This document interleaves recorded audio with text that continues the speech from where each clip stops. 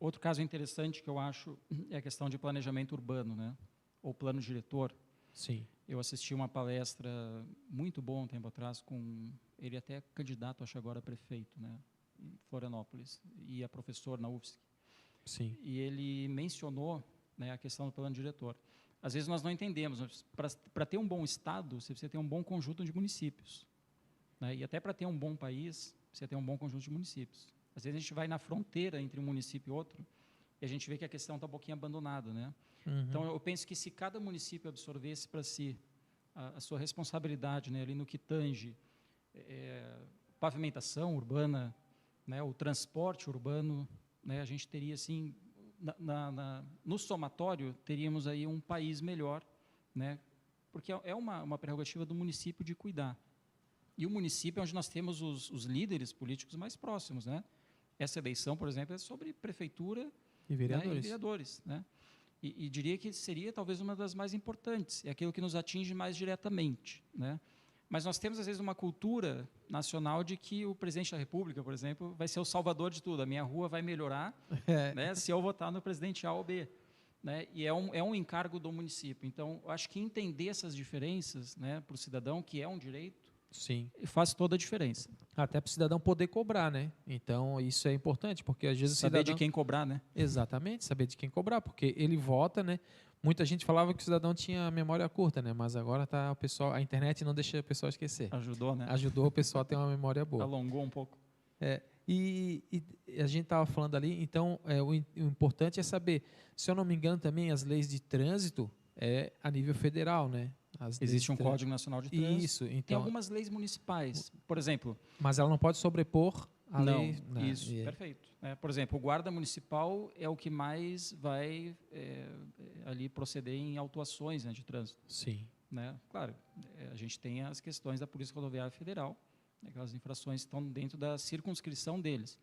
Mas se a gente pegar assim, um universo de infrações, né, elas mais acontecem dentro dos municípios. Né? Ou seja, existe aí, repousa sobre o município uma certa responsabilidade de legislar, claro, né, com relação ao próprio ambiente do município, mas principalmente fiscalizar.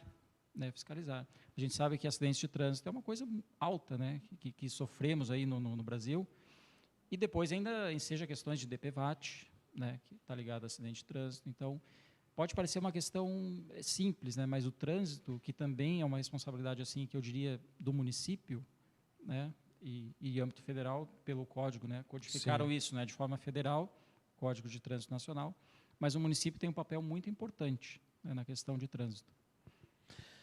Marcelo, sobre mais, de repente, algum assunto que tu queira tratar, porque eu vou confessar para ti, na parte de direito, né, eu só já gastei todo o meu know-how aqui de conhecimento. Opa, tá bom o know-how.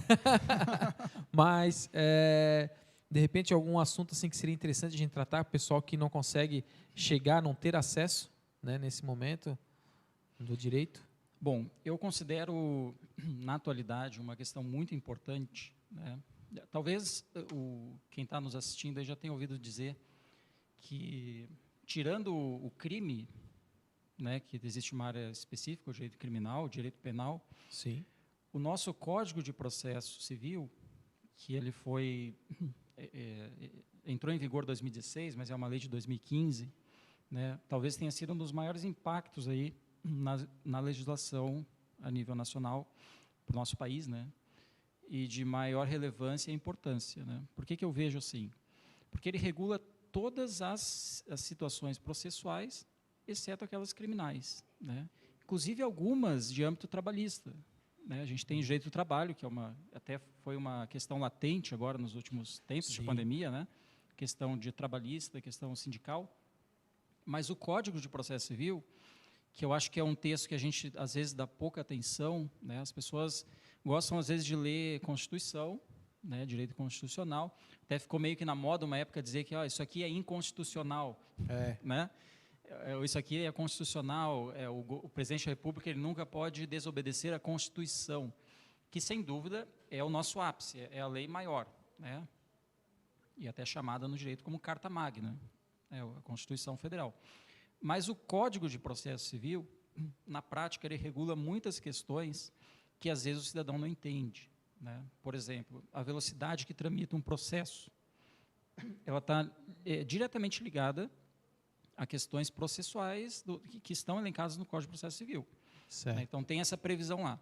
Então, às vezes, eu recebo muita ligação de cliente, né? Preocupado com o andamento do processo, velocidade do processo.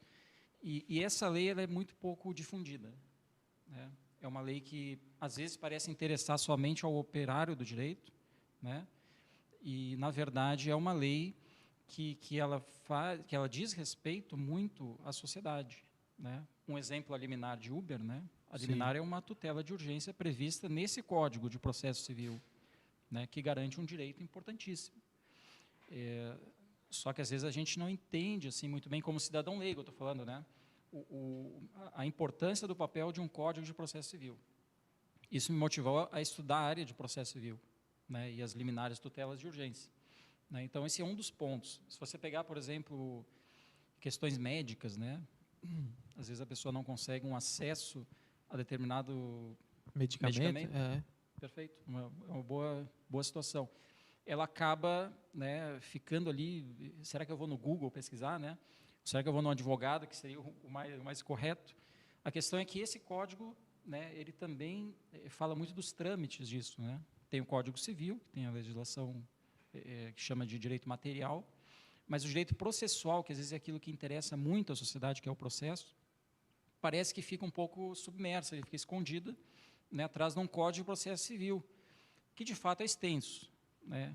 É um código longo, não é uma leitura fácil para ninguém, mas eu acredito que justamente o advogado e juristas na sociedade teriam um papel importantíssimo de traduzir isso, né? de converter isso em linguagem popular. Nunca vai conseguir se popularizar tanto, mas eu acho que alguns pontos importantes ali...